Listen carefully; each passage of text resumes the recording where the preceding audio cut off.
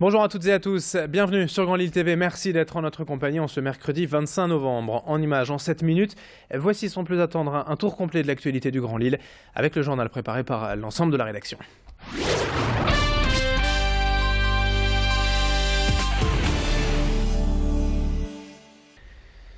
Avant toute chose, un petit mot de la météo avec, on l'espère, le retour d'un temps un peu plus clément et agréable aujourd'hui puisqu'on annonce le retour du soleil pour le milieu de journée. Et de nouveau quand même quelques averses ce soir et la nuit prochaine.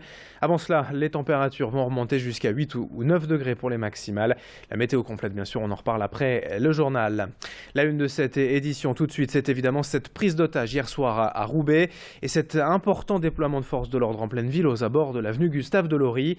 Avant toute chose, sachez que cela n'a rien à voir avec la menace terroriste, on est ici dans une affaire de grand banditisme. Et plusieurs malfaiteurs s'en sont donc pris au directeur d'une banque, le Crédit Municipal, afin de le forcer à ouvrir les coffres de son établissement. Plusieurs hommes, mais on ne sait pas combien exactement, ont pris en otage sa famille à son domicile et ils ont très vite dû faire face à une brigade de la BAC en voulant sortir vers la banque en question. Les policiers sont intervenus et sont parvenus à interpeller l'un des malfaiteurs. D'autres ont pris la fuite et un autre enfin a été tué dans l'assaut du raid. Les otages ont pu être libérés sains et saufs, le banquier, sa femme et leurs 2 enfants. Pour le moment, on ne sait donc pas à combien de braqueurs ont pu s'enfuir. Le procureur de la République de Lille, Frédéric Fèvre, préfère ne pas trop en dire pour ne pas déranger l'enquête de police en cours. Je vous propose de l'écouter hier sur place à Roubaix, au micro de Sophie Laden et de Gwen Bro. Lors des opérations de police, un malfaiteur a été retrouvé, dissimulé à proximité de la maison. À l'extérieur de celle-ci, il s'était débarrassé d'une arme de poing. Une Kalachnikov a été retrouvée à l'intérieur de la maison et un homme mort, un des preneurs d'otages, a été retrouvé également à l'intérieur de la maison. Au moment où je vous parle, les autres malfaiteurs sont en fuite et la DIPJ a été chargée de l'enquête. On enchaîne avec toute autre chose dans ce journal, mais c'est aussi l'actualité du jour. Les premiers mots de Frédéric Antonetti, le nouvel entraîneur du LOSC, hier après-midi au domaine de Luchin. Vous avez pu suivre d'ailleurs cette conférence en direct sur Grand Lille TV. Et Frédéric Antonetti s'est donc présenté devant la presse durant plusieurs minutes.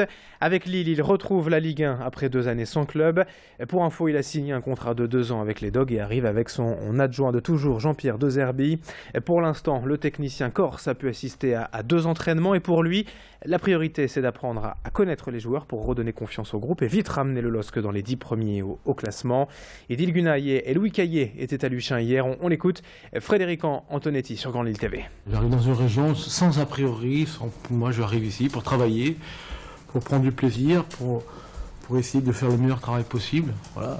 Je suis pas venu pour le beau temps, mais ça c'est sûr. Hein. Voilà. Donc je suis venu parce que quand on arrive ici, Jean-Michel m'a fait visiter hier les installations. Ben écoutez, on est éblouis, hein. Pas par le soleil, mais par ce qui a été construit. C'est un outil digne des plus grands clubs européens. Je ne les connais pas tous, mais j'ai travaillé dans des bons centres d'entraînement, mais celui-là, c'est un outil extraordinaire. Allez, dans le reste de l'actualité de cette édition, la ville de Saint-André se félicite de ses bons résultats en matière de surpoids et de lutte contre l'obésité infantile. Et moins 40% d'enfants obèses en 7 ans. Depuis en fait que la municipalité a décidé d'agir dans les écoles maternelles et primaires. Saint-André fait partie donc du programme national Vivons en forme, visant à manger équilibré, faire de l'exercice et bien dormir. La ville a d'abord instauré une cuisine centrale qui réalise l'ensemble des repas distribués dans les écoles municipales. Des animations sont aussi mises en place régulièrement pour apprendre à bien manger et pour donner le réflexe aux enfants de faire souvent de l'exercice. Ce plan Vivons en forme concerne 250 communes, dont 180 rien que dans le Nord-Pas-de-Calais. Explication complémentaire au micro d'Idil Gunaï. La démarche à Saint-André a commencé très tôt puisqu'en 2001, il y a eu un choix politique de fait de mettre en place une cuisine centrale autogérée pour pouvoir alimenter toutes les cantines de la commune. Et ça a été un énorme investissement pour la commune. C'est réglementé, on est obligé d'apporter un certain nombre de repas équilibrés aux enfants et avec des spécificités bien particulières, mais on respecte cela. Mais en plus, nous, on a une vision beaucoup plus éducative en essayant de permettre aux enfants de découvrir les produits, d'apprendre à les goûter et de créer un temps de midi qui soit un temps du midi beaucoup plus bienveillant autour du bien-être de l'enfant. Et pour conclure, on vous rappelle le spectacle La Légende du roi Arthur dans une dizaine de jours maintenant au Zénith de Lille. La troupe viendra présenter cette fresque musicale signée Dovatia, inspirée donc de la légende celtique. Et sur fond d'amour, de magie et d'émotion, on retrouve bien sûr Excalibur, les chevaliers de la table ronde, Merlin, la quête du Graal. Bref, le destin du plus grand roi de Bretagne et celui de la reine Guenièvre, déchiré entre l'amour qu'elle voue à son époux Arthur et la passion qu'elle vit auprès de Lancelot, le chevalier le plus fidèle du roi. Il reste encore quelques places pour ces 5 soirées au Zénith du 5 au 12 décembre. Et pour en parler, nous avions reçu Zao et Florent Mott sur ce plateau.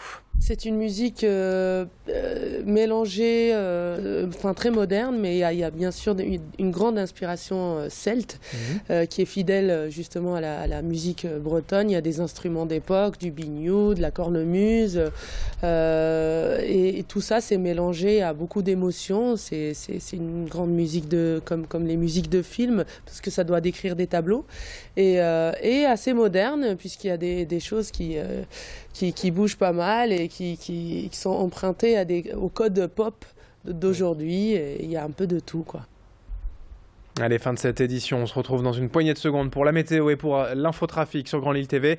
Merci de votre fidélité. Très belle journée à toutes et à tous.